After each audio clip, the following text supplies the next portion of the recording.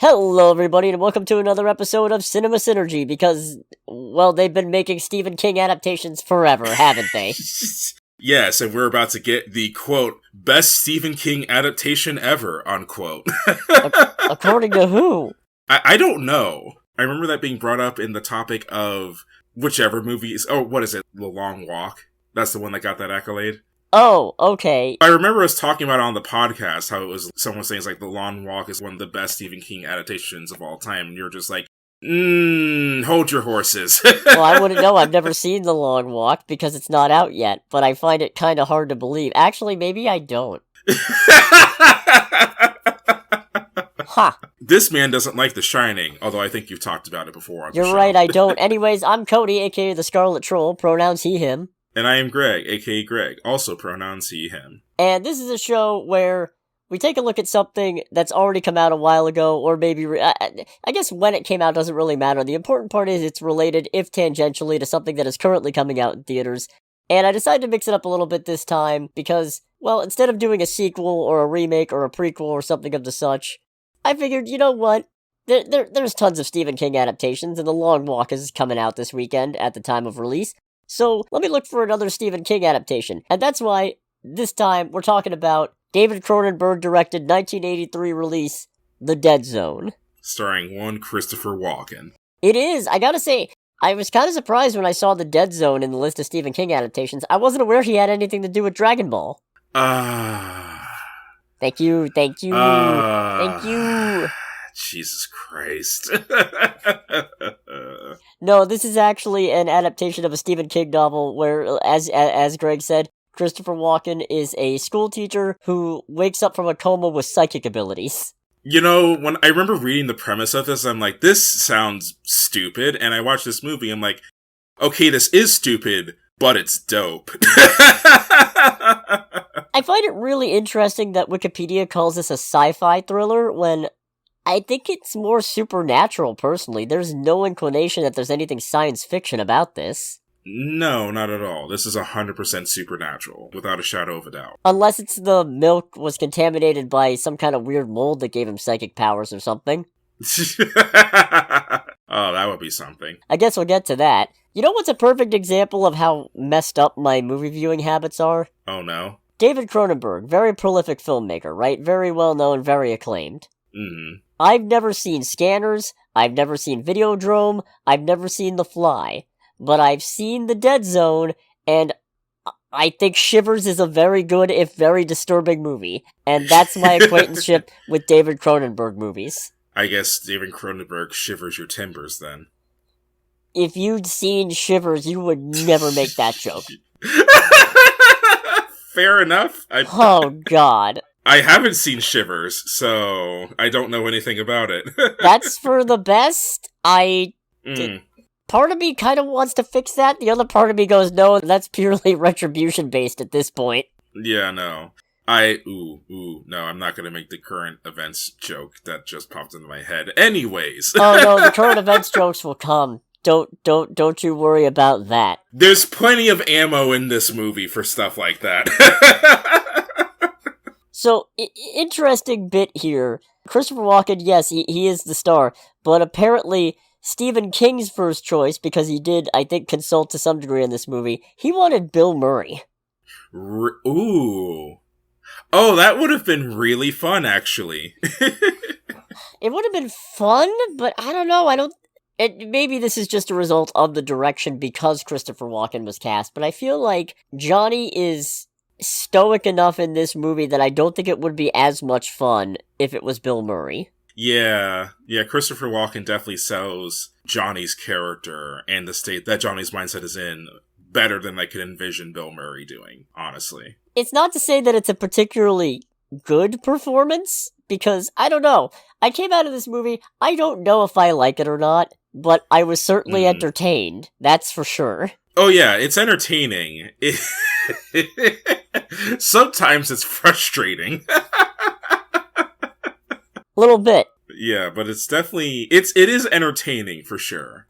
Another consideration for the role of Johnny in this, and Cronenberg's initial pick, was Nicholas Campbell, who was cast in this movie as Deputy... Is he a deputy? Yeah, Deputy Dodd, the guy what actually did it. Mm-hmm. Which, you know what, I could see that.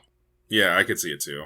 And then he also wanted Hal Holbrook for the role of Sheriff Bannerman, but Dino De Laurentiis, one of the executive producers on this movie, said no to that, so they got Tom Skerritt instead, and I think Tom Skerritt does a good job in this. Yeah, he does. His plot in the movie overall is relatively small, but for the times he is on the screen, he does issue the movie pretty good. That's the weird thing about this movie to me, and it's part of why I'm not sure if I like it. This feels almost like it's 3 different episodes of a thing stitched together into a movie. I feel like because of this movie's premise and everything that happens, it's one of those things where, alright, this is an entertaining enough movie, but I feel like there would be a lot more to work with and a lot more intrigue if this was, I don't know, an HBO fiction miniseries. Well, granted, I think this is early 80s. I think this is before HBO started doing the miniseries that they ended up becoming famous for, but this could lend itself towards an HBO-style miniseries, and I think there's a lot of potential in the different things that happen in this film. Because we have Sheriff Bannerman's whole thing about trying to track down a long-term serial killer. We have, of course, Johnny coming to grips with his superpowers, because that's what they are. We have a later plot thread of stopping a raving lunatic from becoming president, but enough about 2024. Jesus Christ. I told you it was coming! We have that. And there's probably, like, some other shit that could have been made up, because I'm sure they didn't adapt everything from the book in the movie. So chances are there's other stuff from the original book that probably could have lent itself to being added as miniseries episodes. You know, funny enough, in the process of doing research on this movie, I found out that The Dead Zone did actually get a TV series. Did it now? In the early to mid-2000s. It ran for 6 seasons. Oh, no. That doesn't sound good. I don't know, I can't imagine it's any good, but I haven't seen it, so who knows, maybe it's great. Is that something we have to put on, like, a TV movie list or something like that? No, because, I mean, it's 6 seasons, I don't have time for that. Fair enough. But David Ogden Stiers is in it, I do like him. Okay. I like him a lot. Ooh. Now he's tempted, and that's a dangerous thing. Also, Martin Sheen is in this movie, and he really shows you where Charlie Sheen got it from. Yeah, he does. 100%. So it's like, alright, so this is the father of Charlie Sheen, let's see how this goes, and then he starts showing up as this crazy, apparently popular third-party senator. Yeah, I get it. I understand everything now. Everything about how Charlie Sheen does his stuff on screen makes more sense now. Indeed it does. God, we barely talked... I mean, we've touched on the premise, but we barely talked about the movie itself. Johnny Smith, played by Christopher Walken, he's got an idyllic life. He's got a girl he's gonna marry. He's got a fulfilling career getting kids to read about the legend of Sleepy Hollow. He has a fulfilling career as a public school teacher, an idea that only existed in the 80s, and arguably the 90s, and then died very quickly after that. Yeah, I don't know when it died, but I'm sure it did. Mm. Part of the problem is, this is based on a Stephen King novel, and Stephen King's writing tends to be a little dense. Mm-hmm. And as a result, the movie feels maybe a little bit flat for me, and some of the characters feel a little bit flat, and I'm sure that's because a lot of nuanced explanations and also internal rambles have been cut. Right, yeah. But it's a hard line to walk, you know? It is. I would say kind of a problem I have in that aspect is that maybe I don't recollect it or wasn't paying enough attention when we watched it, but they never really truly explain how he got his psychic powers. We know that there was the whole thing from the headaches before his accident, and then him coming out with the powers after being in a coma for 5 years, which, thanks, Mom. Thanks for just dropping that traumatic bombshell on us. I'm kind of glad she dies early in. Ah, God almighty. I'm not sorry. Fair. No, the movie doesn't really explain how he got his powers. He literally kind of wakes up with them. I mean, to be fair, though, that's kind of a Stephen King staple, people with random-ass psychic powers. Wait, did Stephen King do Tenet, then? No, that's not inexplicable psychic powers, that's just bad time travel. Did you see Tenet? Yeah, I saw Tenet. Huh. I'm harking back to the whole thing of how the woman who's talking to David Washington's character, the scientist or whatever, and David Washington is trying to make sense of what's happening, and she just goes, "Don't think about it too much." Fuck you! Okay, yeah, the don't think about it too much. That's the Stephen King staple. Yeah, exactly. Okay. Sorry, I thought you meant Tenet having psychic powers in it, and I was just like, what? No. It just works. Don't think too much about it. It's like, no, I don't accept that as an answer. So it's very weird, because I feel like Johnny ending up in this coma and then trying to pick up the pieces of his life, that's one movie. And then you get him being called on by Sheriff Bannerman, again played by Tom Skerritt, does a pretty good job, pretty enjoyable role there, trying to solve a series of assault and murders in Castle Rock. And that's where it really feels like, this feels like a pilot for a completely separate show. And based on this, I could see where they made a show. Even though it exists 10 years before the IP, it does kind of feel like what would happen if Stephen King was trying to make a Silent Hill movie. Ooh, that's... Huh. That's a bit of the vibe that I got from basically the first half of this movie. Or is Silent Hill what happens when Konami tries to make a Stephen King game? I would only accept that if that was done by the original Team Silent. Okay. Don't get me wrong, Bloober Team has done good things. Silent Hill 2 remake was phenomenal, and I'm looking forward to the remake of the first Silent Hill, but I feel like I would be more on board for that if it was the original Team Silent. But that's neither here nor there. That is... Even though it is in the realm of Supernatural, and not the TV show, that this is not in relation to this film. It's also interesting, because I feel like when... I can't remember if it was the sheriff or Johnny's dad, one of them says, "But if God's given you this power, don't you think you should use it for good?" The first real hint of, oh right, this is Christopher Walken in this lead role, is him going on the rant about everything that's been taken from him. And you can feel it seeping through, and it's pretty great. It's pretty great, and it's definitely very palpable. He's listing off all the stuff he's lost. He's lost 5 years of his life in a literal blink of an eye. The woman that he loved is married with a child. His life as he knows it is gone. He has no job. Every purpose he had has just been taken away from him. Oh, but I have psychic powers, woo! And I'm like, no, that's a very, very valid crash out, in all honesty. Doesn't help that his ex-girlfriend keeps leading him on. Dude!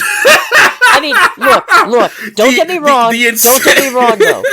Johnny's not innocent in this. It takes two to tango. He knows she's married. He goes along with it anyway, but it's still pretty fucked up of her to come around and basically be like, yo, you want to make out? You want to have sex? Yeah, alright, cool, my kid's asleep. And then, yeah, this was only going to happen the one time. What the fuck are you talking about? Why the fuck did you even come here? Not gonna make joke. It should have happened 0 times. Yeah. Like I said, two to tango, neither party is innocent, but I feel like Johnny gets at least a little bit of a break for him this was yesterday. For her, this has been 5 years. Come the fuck on. Or don't. Yes. Insert Chris Pratt, Kim Kardashian blooper from Parks and Rec. So then Johnny and the sheriff stumble onto the set of a Psycho remake. Yeah, honestly. You got in a pretty good joke. I'm just gonna play the clip. Garbage day! Ah, that was a good one. It was just one of those things like, oh, are we going to? Ooh, this is a golden opportunity. Wait a minute, isn't the remake of that coming out in December? Ooh. Oh, I remember you talking about that, yeah. The temptation is there. Mm. But we'll see. We'll see where those chips fall. Exactly. Then we get what feels like a veering into a completely different movie of Johnny tutoring people, because he moves to another town, and yet he still can't get away from Sarah, played by Brooke Adams, who she's doing a pretty good job for the little bit she's given to work with. Yeah, but before that, there's this whole thing of how Johnny's in this separate city and is put in charge of tutoring the son of, I think, like a real estate person or whatever. Some rich asshole. Yeah, some rich asshole. Johnny and this son create a close bond because they are basically two weirdos who don't really fit in society, and they have a lot to bond over that. Now, one of the frustrating things I have with this movie, I recognize this is probably realistically not something that can be done constantly throughout, but it's established that Johnny's powers work through touch. whenever he touches someone physically, that's when his powers activate. First off, my... Yeah? Coming to that realization, my brain just went, it's like, ooh, what did he see during the bit where it's implied he had sex with Brooke Adams? Yeah, and I went somewhere completely different. I don't remember where I went with it, but it was it was something... It was completely unrelated. I was thinking about something else, and we're both giggling like idiots about it. Yeah. But my brain went, okay, first and foremost, I have to know what he saw, because that had to have been traumatizing for this man. But beyond that, it's a thing of, this movie establishes that, but it doesn't follow its own rules a lot of the time, because there's plenty of moments where there's handshakes and embraces with Johnny, with random people, and nothing comes of it. Because I could imagine, again, kind of sticking with the miniseries thing, I could imagine Johnny sticking somebody's hands and goes, 11452. Wait, what? You'll see. It'll be fine. With that, we see a vision of him, I think either shaking the hand or hugging, like, this kid that he's tutoring, and literally watching his death on screen, and him trying to convince the father that, hey, if you have your kid do this thing, which I think was like ice skating. It was hockey. They were putting a hockey team together. Yeah, he's putting a hockey team together, and they're practicing for ice hockey in late March when the snow is melting. Which, you, as a New Englander, had a lot to say about that. Yeah, look, I've never been one for ice skating. When I lived up north, I couldn't get the hang of it, and I never did much of it. But I'll tell you what, if the snow is melting, I ain't going on no goddamn ice. What do you think I am, stupid? Don't answer that. But that also leads to another great Christopher Walkenism coming through. I'm just gonna play the clip. Now, don't give me any argument. The ice is gonna break! It's great. Yeah. Yeah, and then it turns to the thing of the guy going, no, you're silly, and Chris Walken goes, you know who I am, right? Yeah, of course I know who I am. You think I didn't do research on you, but just because you're had all this happen, he was like, what the fuck do you mean? You know he's psychic. So he says, all right, fine, I'll call it off. Lies, does it anyway. His son stays back, and as Johnny predicted, the ice breaks. 2 other boys drown, and apparently 8 more ended up hospitalized. Yeah, and we get it through a moment of the dad being in his living room by the fireplace with alcohol, just completely dejected. As I think the son plops down, or either the son or the father, one of them, plops down a news report of those 2 boys dying. And it's one of those things where it's definitely supposed to be at least a little bit sad, but I'm just sitting there going, if I was in the room with this guy, I'd be like, he fucking told you. Yeah, his son's a better man than I for not rubbing it in his face. Yeah, absolutely. And then we go to a completely different movie again. Oh yeah, once again, where, oh yeah, there's a campaign happening. Oh yeah, Brooke Adams is back. And I'm just... This man is literally in a completely different city, and he cannot get away from this woman. That is actually insanity. No, it's crazy. So they're helping campaign for Greg Stillson, played by Martin Sheen, the absolute nut job, who's apparently gonna launch a nuclear strike against Russia and doom us all. Destroy us all! Destroy us all! Destroy us all! I'll take the chicken. Oh man, I miss Billy Mandy. That's not important. I feel like the movie tries to establish, it doesn't go anywhere with it, but it feels like the movie is trying to establish undertones that Stillson might also be a psychic, but maybe to a lesser degree. You know, I had the same thought, because he says he's had a vision of himself as the president, and he could just be delusional, and in fact, he probably is just delusional. Yeah. But he also seems to recognize that something is off when Johnny shakes his hand and gets that vision. And I think it's implied that maybe he saw it too? That's where my brain was going with it. It's like, okay, if he's not psychic, it seems like he saw the vision, or at least part of the vision, at the same time as him. Granted, part of me is calling bullshit on all of that, because a third-party candidate being president of the United States in any century? Yeah, no. Yeah, it's almost as ridiculous as a convicted felon getting elected. Can you imagine? Anyway. Yeah, completely unrelated, purely hypothetical. Yeah, 100%. One of my favorite bits in this movie is near the end, because Johnny's trying to figure out what to do to stop Martin Sheen from, basically starting nuclear war and destroying the world. He's talking to his doctor, who's played by Herbert Lom, who apparently was mostly known as a comedic actor at this point, so a lot of people were apparently very, confused to see him in this more serious role. I think he does great. Oh, he's great in this. And not just because Johnny poses the hypothetical of what would you do if you had the chance to kill Hitler before he had the chance to, start World War II and the Holocaust and all that. And the doctor, who I might add is Polish, says... Which I called early on. You did? I was very happy about that, because I'm just watching this. I'm watching this scene from World War II. I'm seeing fucking M3 Stuart tanks dressed up as German tanks. I'm like... whatever. And I'm just wait, is this fucking Poland? People around start talking in Polish. I'm like, yeah, I got one! I never win any of these! It was really impressive. Mm-hmm. So, the best part of the whole movie, I think, is when he asks the doctor what he would do. And the doctor goes, well, Johnny, I am a doctor, I save lives, and I love people. So, yes, I would shoot the son of a bitch. Just, yeah, alright, go doc. You get it. You understand the assignment. Great work. Yeah, exactly. Don't get me wrong, murder is horrific, but that is the correct answer in that scenario. As discussed during Wizard of Oz. As discussed during Wizard of Oz, you have no power here. You have no power here. So Johnny, deciding he does have power here, makes an attempt to assassinate Stilson, and it fails, partly because Stilson ends up using Sarah's baby as a human shield, which causes Johnny to hesitate, and Johnny gets shot. However, somebody managed to get a picture of Stilson using the baby as a human shield, and with one final vision, Johnny grabs Stilson's hand when Stilson confronts him as Johnny lays dying, and he sees that photo ends up ruining Stilson's political ambitions, ending with it implying that Stilson is going to take his own life via gun to the head, which, yeah, good. Task failed successfully.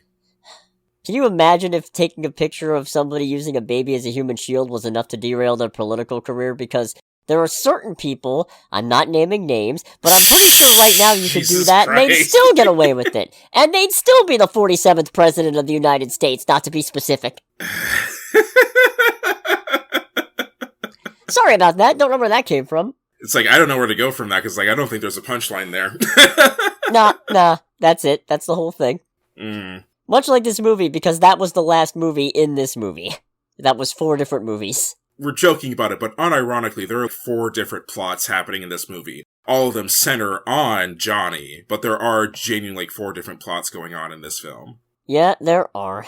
Anyways, the movie actually did pretty okay, because it had a budget of upwards of $10 million and did $20.8 million in the US and Canada.